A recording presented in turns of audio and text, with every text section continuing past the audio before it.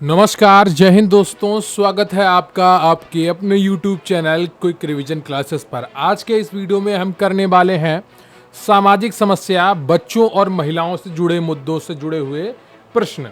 तो इन सभी प्रश्नों को देखिएगा। ये आपका बुक का रिवीजन है। बुक में जो पूछे गए MCQ हैं उन पर आधारित आपकी क्लास है। तो अगर आप रिवीजन करना चाहते हैं तो ये वीडियो आपके लिए है। तो कृपया वीडियो को लाइक कर लीजिएगा। चैनल पर नया है तो चैनल को सब्सक्राइब कर लीजिएगा और कमेंट करके ज़रूर बताइएगा कि ये वीडियो आपको कैसा लगा। इन सभी प्रश्नों को देखकर आपको अपनी तैयारी का कितना एहसास हुआ है, इसको भी समझिएगा। तो चलिए शुरू करते हैं बिना वक्त गवाए आज का ये वीडियो।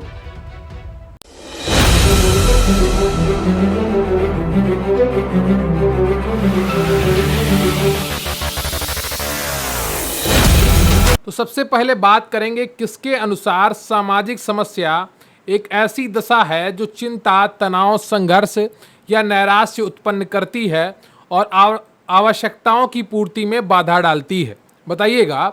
इसका सही उत्तर है आपका ए, W Belas beaver. W Belas beaver के अनुसार सामाजिक समस्या एक ऐसी दशा है जो चिंता उत्पन्न करती है, तनाव उत्पन्न करती है, संघर्ष पैदा करती है और नैराश्य उत्पन्न करती है और आवश्यकता की पूर्ति में बाधा डालती है। अगला प्रश्न है आपका कि बाल दुर्व्यवहार और बाल श्रम की सामाजिक निवास स्थानिक व्याख्या किस विद्वान ने प्रस्तुत की है? तो इसका सही उत्तर है आपका सी ऑप्शन, जेम्स गेर वेरिनो। सामाजिक निवास स्थानिक व्याख्या जेम्स गेर वेरिनो ने 1970 में प्रस्तुत की, जिसके अनुसार बच्चे के साथ दुर्व्यवहार का स्वरूप उस पर्यावरण जिसमें व्यक्ति एवं परिवार रहता है की विशेषता पर निर्भर होता है। अगला प्रश्न है आपका कि बाल दुर्व्यवहार कितने प्रकार के होते हैं? शारीरिक, लैंगिक, भावात्मक या उपयुक्त सभी? मोस्ट इंपॉर्टेंट क्वेश्चन है, यह आपकी परीक्षा में पूछा जा सकता है। इसका सही उत्तर है आपका डी, उपयुक्त सभी। शारीरिक तौर पर भी दुर्व्यवहार होता है, लैंगिकता के आधार पर भी दुर्व्यवहार होता है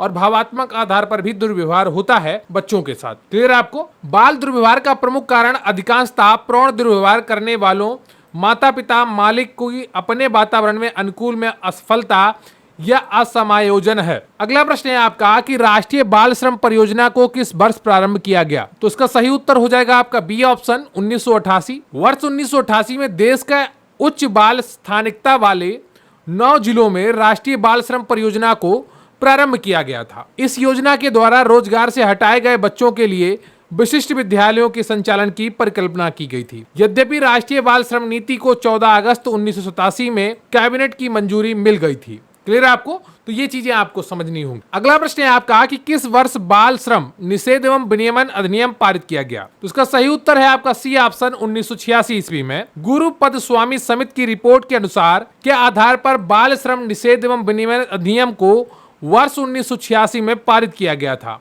देखिए, अगर आपसे परीक्षा में प्रश्न पूछ लिया जाए कि गुरुपद स्वामी समिति किससे जुड़ी हुई है, तो इसका उत्तर आप यहां से समझ सकते हैं कि वो बाल श्रम से जुड़ी हुई थी। क्लियर है आपको? तो उसी की रिपोर्ट के आधार पर बाल श्रम निषेध एवं विनियमन अधिनियम को वर्ष 1986 में पारित किया गया। यह अधिनियम कतिपय विनिर्दिष्ट खतरनाक पेशों एवं प्रक्रियाओं में बच्चों को रोजगार दिए जाने को प्रतिबंधित करता है। क्लियर है आपको? अगला प्रश्न है आपका कि संविधान में किस अनुच्छेद के तहत बाल श्रम का प्रतिषेध किया गया है? अनुच्छेद 20, अनुच्छेद 22 या अनुच्छेद 23 या अनुच्छेद 24? तो इसका सही उत्तर है आपका डी, अनुच्छेद 24 के तहत बाल श्रम का प्रतिषेध किया गया है। 14 वर्ष से कम आयु के किसी बालक को किसी कारखाने या खान में काम करने के लिए नियोजित नहीं किया जाएगा। अनुच्छेद 23 के तहत मानव तस्करी, बेगार, बालाश्रम आदि पर प्रतिबंध है। क्लियर आपको? अगला प्रश्न है आपका कि बचपन बचाओ आंदोलन की स्थापना कैलाश सत्यार्थी ने कब की थी? सही उत्तर है आपका 1980। अगला प्रश्न है आपका कि भारत में सामान्य तौर पर बालकों की क्या समस्याएं हैं जो मूलभूत? शिक्षा की समस्या, स्वास्थ्य की समस्या, उचित देखरेख ना हो पाना या उपयुक्त सभी? बताइएगा 8वें का कौन सा ऑप्शन सही होगा? तो इसका 8वें का डी ऑप्शन सही है। भारत में सामान्य तौर पर बालकों की मूलभूत समस्या शिक्षा, स्वास्थ्य, पौष्टिक आहार, उचित देखरेख, मनोरंजन की समस्या, निर्धनता इत्यादि है। क्लियर आपको? तो ये सारी बच्चों की समस्या है। शिक्षा की समस्या आती है कि सही स्कूल नहीं मिल पाता है, स्कूल सही समय पर नहीं पहुंच पाते हैं, स्कूलों की शिक्षा नहीं सही है। तो ये सारी चीजें हैं। स्वास्थ्य की समस्या है कि अगर बीमार पड़ गए तो उचित इलाज नहीं मिल पाता है। पौष्टिकता आहार की समस्या है कि खाने को सही से पौष्टिक आहार नहीं मिल पाता है। उचित देखरेख, माता पिता कई बार कार्य करने वाले होते हैं, कमाने वाले होते हैं, तो उनकी जब वो कार्य करने चले जाते हैं तो उनको सही से देखरेख नहीं मिल पाती है। मनोरंजन की समस्या, जब माता पिता ही बिजी हैं तो मनोरंजन के लिए उन्हें समय कौन देगा, और गरीबी इन सबका मूल कारण होता है। क्लियर आपको? अगला प्रश्न है आपका कि सामाजिक समस्याओं के सैद्धांतिक उपागम कितने प्रकार के होते हैं?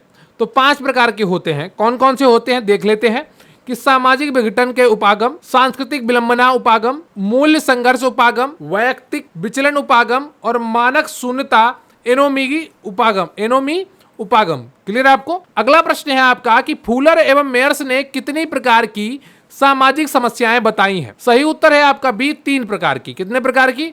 3 प्रकार की बताई हैं। प्राकृतिक समस्याएं बाढ़ और अकाल, सुधारात्मक समस्याएं अपराध, गरीबी, मादक व्यसन, नैतिक समस्याएं जुआ और तलाक। क्लियर आपको? अगला प्रश्न है आपका कि महात्मा गांधी राष्ट्रीय ग्रामीण रोजगार गारंटी योजना किस वर्ष प्रारंभ की गई थी? तो देखिए, ये इसका अधिनियम 5 सितंबर 2005 में पारित हुआ और 2 फरवरी 2006 में प्रारंभ हुआ। वर्ष 2008 में इसे पूरे देश में लागू किया गया तथा वर्ष 2009 में नरेगा से मनरेगा नाम परिवर्तित हो गया। क्लियर आपको?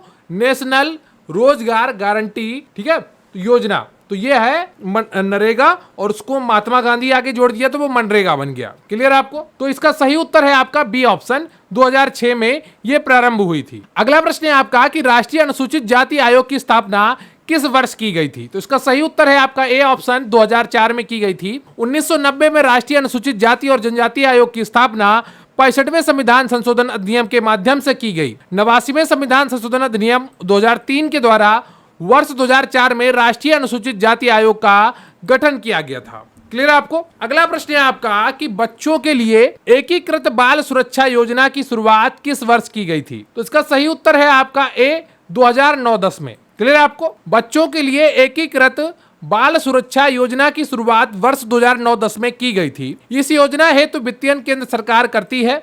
यह योजना उन संघर्षरत बच्चों के लिए है जिन्हें संरक्षण एवं देखभाल की जरूरत है। अगला प्रश्न है आपका कि महिलाओं के संरक्षण हेतु घरेलू हिंसा अधिनियम किस वर्ष लागू किया गया? तो इसका सही उत्तर है आपका सी ऑप्शन, 2006। महिलाओं के संरक्षण हेतु घरेलू हिंसा अधिनियम 2005 को 26 अक्टूबर 2005 में पारित हुआ और लागू हुआ है आपका 2006 में। क्लियर आपको? इसका उद्देश्य ऐसी महिलाओं के संवैधानिक और वैधानिक अधिकारों का प्रभावी संरक्षण करना है जो पारिवारिक या घरेलू हिंसा का शिकार है। क्लियर आपको? अगला प्रश्न है आपका कि केंद्रीय सतर्कता आयोग की स्थापना कब की गई? तो इसका सही उत्तर है आपका बी, 1964 में की गई।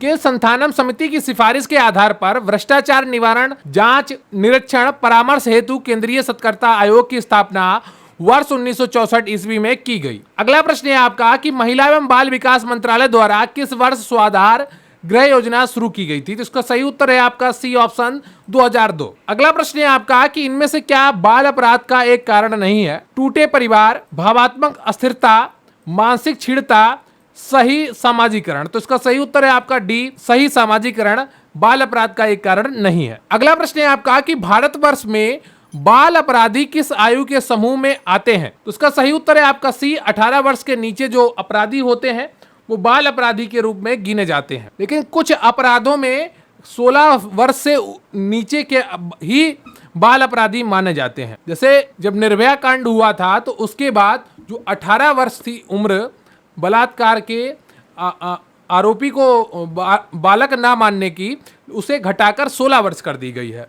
तो ये चीजें आपको ध्यान में रखनी होंगी। अगला प्रश्न है आपका कि एक बच्चे का विद्यालय से खिसक जाना क्या कहलाता है? किशोर अपराध, अनुपस्थितता या पलायनशीलता या आवारागर्दी? इसका सही उत्तर है आपका पलायनशीलता। एक बच्चे का विद्यालय से खिसक जाना पलायनशीलता कहलाता है। हर्ष कोविटस ने अपराधों के आधार पर बाल अपराधों को 6 समूहों में वर्गीकृत किया है। असाध्यता जैसे घर देर से आना, आज्ञा उल्लंघन, भगोड़ापन या पलायनशीलता, घर या स्कूल से भागना, चोरी, छोटी चोरी से लेकर सशस्त्र लूट मार तक, संपत्ति का ध्वंस जिसमें सार्वजनिक व निजी दोनों संपत्ति सम्मिलित हैं। कई बार आप देखते होंगे स्कूलों में बच्चे क्या करते हैं, स्कूल की संपत्तियों को तोड़ने लगते हैं कि बिजली का बोर्ड तोड़ दिया, ब्लैक बोर्ड तोड़ दिया, डस्टर तोड़ दिया या चाक पूरी फैला दी, कुर्सी तोड़ दी, तो ये उनके अंदर आते होती है। हिंसा, शास्त्रों का प्रयोग समाज के विरुद्ध करना, शास्त्रों का नहीं, शस्त्रों का प्रयोग समाज के विरुद्ध करना।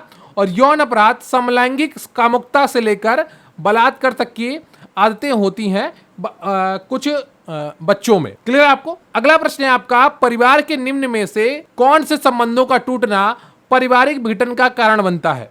रक्त संबंध, वैवाहिक संबंध, या संयुक्त परिवार में रक्त संबंध और एकाकी परिवार में वैवाहिक संबंध। तो इसका सही उत्तर है आपका सी ऑप्शन, संयुक्त परिवार में रक्त संबंध टूटेंगे या एकाकी परिवार में वैवाहिक संबंध टूटेंगे तो परिवार का विघटन होगा। अगला प्रश्न है आपका कि किस प्रकार की गरीबी स्वास्थ्य एवं शारीरिक प्रकार के रखरखाव के लिए आवश्यक मूलभूत संसाधनों के अभाव को दर्शाता है? इसका सही उत्तर है आपका ए, संपूर्ण गरीबी।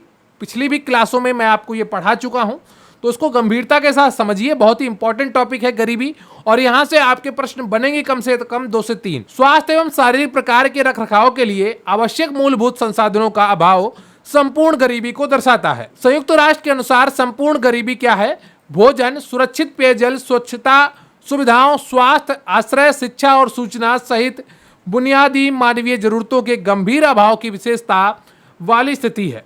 यह न केवल आय पर बल्कि सेवाओं तक पहुंच पर निर्भर करती है। अगला प्रश्न है आपका कि निम्नलिखित में से कौन भारत में निर्धनता का कारण है? प्राकृतिक संसाधनों की कमी, प्राकृतिक विपत्तियां, कृषि का पिछड़ापन, यह सभी। तो डी ऑप्शन आपका बिल्कुल सही है। भारत में निर्धनता के निम्नलिखित कारण है: प्राकृतिक संसाधनों की कमी, प्राकृतिक विपत्तियां, कृषि का पिछड़ापन, जनाधिक्य यानी कि जनसंख्या का बहुत अधिक होना, उच्च निरक्षरता तथा बेरोजगारी आदि। अगला प्रश्न है आपका कि 2009 में सुरेश तेंदुलकर समिति ने इसे परिभाषित किया। किसे परिभाषित किया है यह आपको बताना है और एक एक चीज को आपको समझना है। तो 2009 में सुरेश तेंदुलकर समिति ने क्या परिभाषित किया था? गरीबी रेखा को परिभाषित किया। वर्ष 2009 में सुरेश तेंदुलकर समिति ने गरीबी रेखा को परिभाषित किया। गरीबी और गरीबी रेखा से नीचे लोगों के आकलन में उनका व्यापक योगदान है। अगला प्रश्न है आपका कि जेंडर के समाजशास्त्रीय विश्लेषण में परीक्षण के लिए अति आवश्यक है: जेंडर विभाजन, जेंडर विपरीक्षण, जेंडर अनुपालन। डी ऑप्शन आपका बिल्कुल सही है। जेंडर सामाजिक सांस्कृतिक कारक है। इसका संबंध पुरुषोचित एवं स्त्रियोचित गुणों, व्यवहारों के तरीकों, भूमिकाओं आदि से है। जेंडर के समाजशास्त्रीय विश्लेषण में परीक्षण के लिए जेंडर विभाजन, जेंडर विपरीक्षण तथा जेंडर अनुपालन अति आवश्यक। अगला प्रश्न है आपका कि निम्नलिखित में से कौन से लिंग संबंधी असमानता की विशेषता नहीं है? आर्थिक व्यवस्था, पारिवारिक व्यवस्था, वैवाहिक व्यवस्था या कानूनी व्यवस्था। तो यहाँ पर डी ऑप्शन आपका बिल्कुल सही है। कानूनी व्यवस्था लिंग संबंधी असमानता की विशेषता नहीं है। क्लियर है आपको? तो ये रहा आपका सामाजिक समस्या बच्चों और महिलाओं से जुड़े मुद्दों का पार्ट 1। उम्मीद करता हूं आपने सभी प्रश्न ईमानदारी के साथ देखे होंगे, कि समझे होंगे। कोई डाउट हो, कोई समस्या हो तो आप कमेंट कर सकते हैं। स्क्रीन पर दिख रहे व्हाट्सएप नंबर पर भी आप मैसेज कर सकते हैं। कॉल मत करिएगा, वहां पर आप मैसेज करिएगा, आपको संपूर्ण जानकारी मिल जाएगी। और कृपया वीडियो को लाइक कर लीजिएगा। चैनल पर नया है तो चैनल को सब्सक्राइब कर लीजिएगा। बहुत ही जल्दी आपकी एग्जाम डेट आपके सामने होगी, तो तैयारी करते रहिए और निश्चित रूप से आपके सभी डाउट दूर हो जाएंगे जिस दिन आपकी एग्जाम डेट आ जाएगी। तो अभी से लगे रहिए और किसी भी डाउट में मत रहिए। रही बात परीक्षा तिथि की, उसे तो आना ही है, आज नहीं तो कल आएगी। थोड़ा विलंब है, कुछ कारणों से संघर्ष तो आपको झेलना पड़ेगा। अब ये सबके साथ हो रहा है, सिर्फ आपके साथ नहीं हो रहा है। 46,000 लोगों ने फॉर्म भरा है, उसमें से तकरीबन 44,599 लोग तो परेशान हो रहे होंगे, अन्य कार्य नहीं पता। तो कृपया वीडियो को लाइक कर लीजिएगा, चैनल पर नया तो चैनल को सब्सक्राइब कर लीजिएगा और तैयारी करते रहिए, अपनी पढ़ाई को समझते रहिए। निश्चित रूप से आपके लिए सारी चीज़ें बहुत ही आसान होती जाएंगी अगर आप निरंतर अभ्यास करते रहेंगे। तो थैंक यू वेरी मच, बहुत बहुत धन्यवाद आपका। जय हिंद, जय भारत।